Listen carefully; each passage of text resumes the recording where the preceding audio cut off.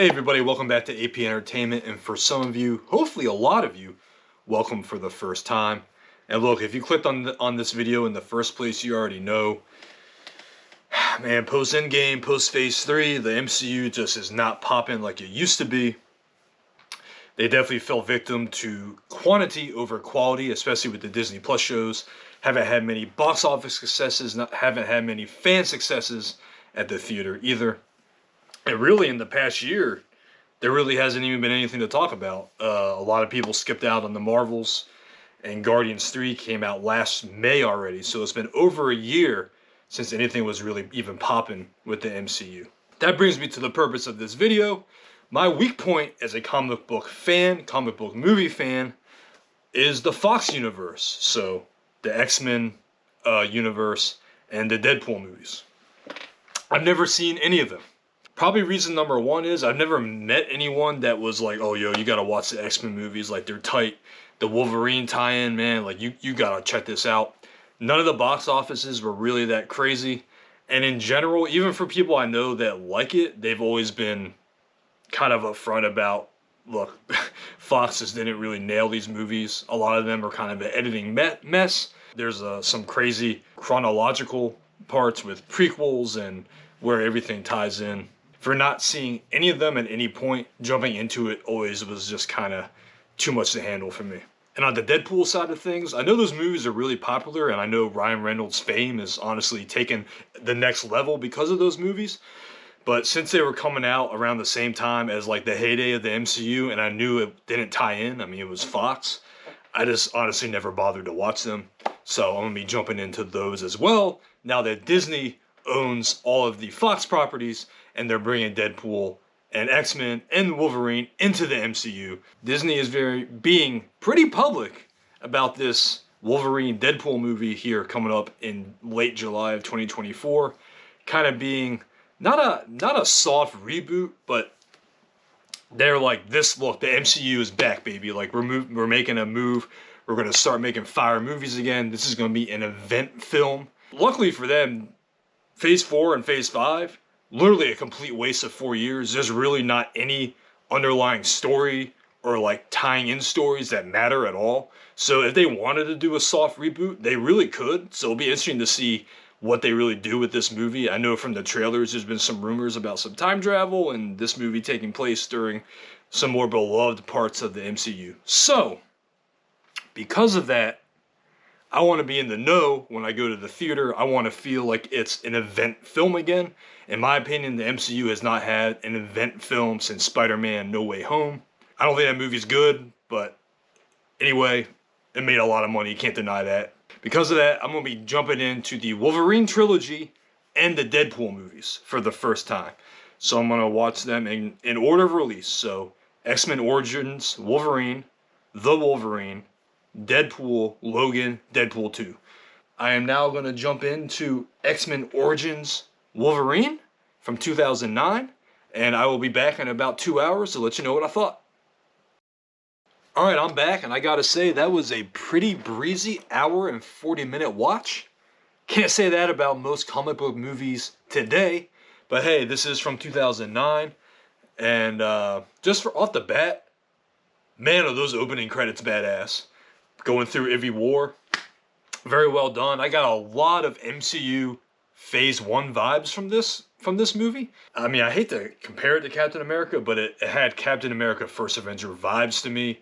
Obviously taking place during wars from the past. But just the cinematography, the colors grading, the kind of the plot, a little similar to me. It's not a bad thing. Definitely a good thing in my book.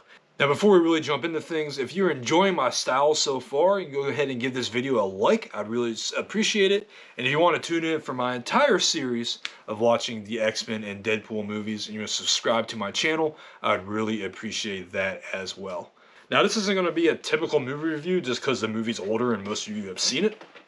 So I'm just going to jump into some things that I liked and thought were interesting, and maybe things that I didn't like. First, just to go through the numbers, $150 million budget. I have to say,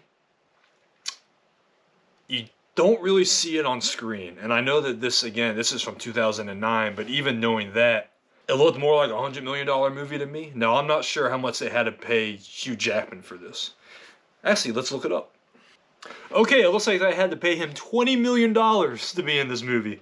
So that $150 million budget definitely makes more sense now.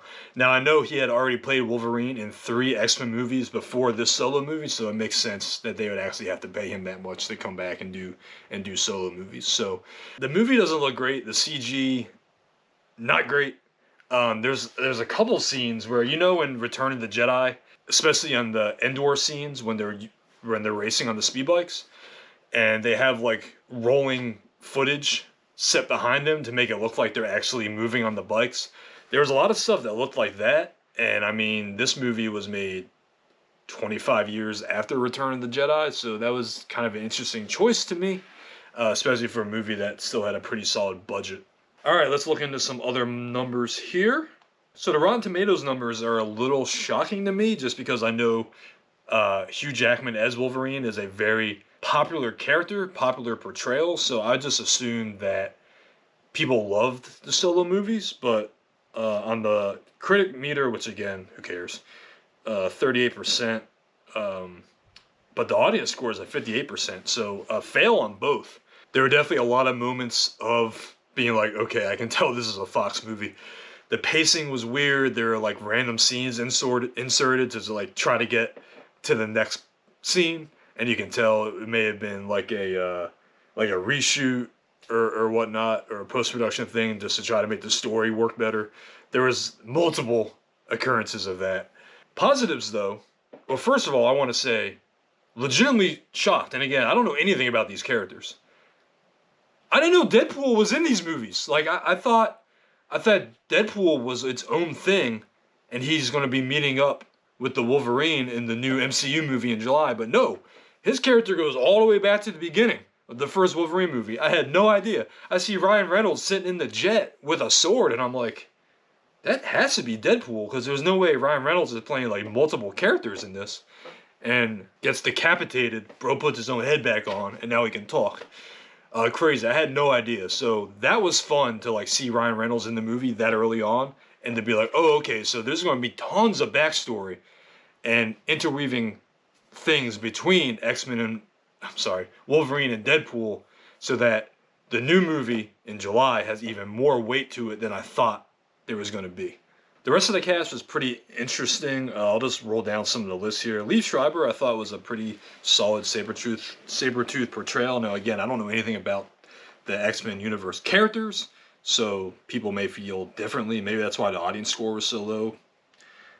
Lynn Collins, her character is named Silver Fox. I don't know if they actually ever call her that in the movie, but Hugh Jackman's love interest, and I have to say, wasn't that familiar with her work. Very good choice. It's a check in the column for Fox there, fellas, you know what I mean?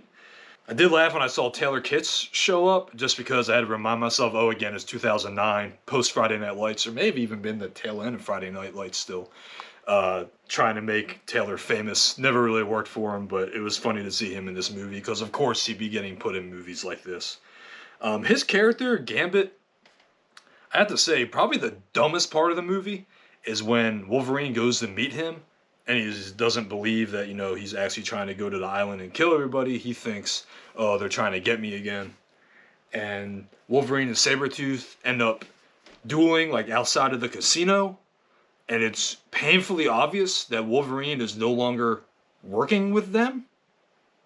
Yet Gambit still starts a fight with Wolverine anyway, and then let Sabretooth escape.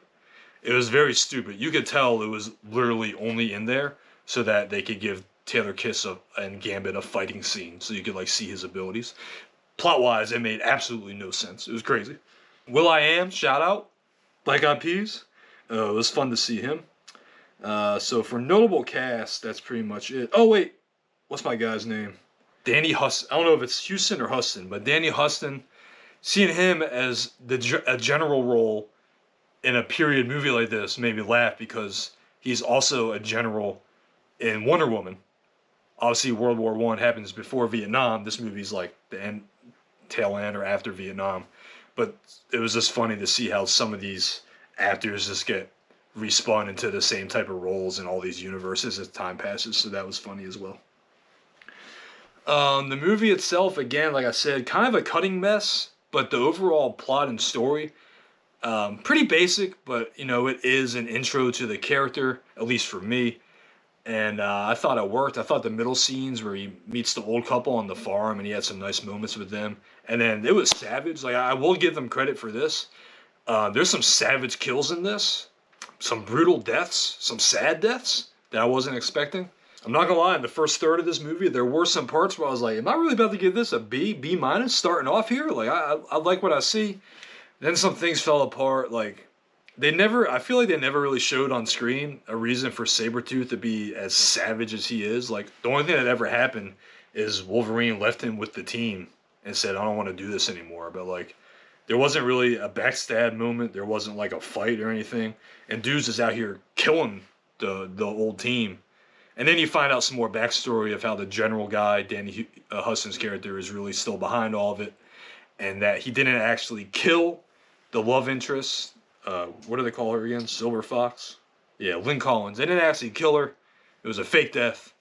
Then there's some scenes with her at the end where they actually kill her again. So she fake dies, which is very sad. And then she actually dies at the end. And you're like, damn, again, like, I guess props to the Fox. They went for it with all that. But all in all, I think the plot and the visuals weren't quite tight enough to get into that B scale.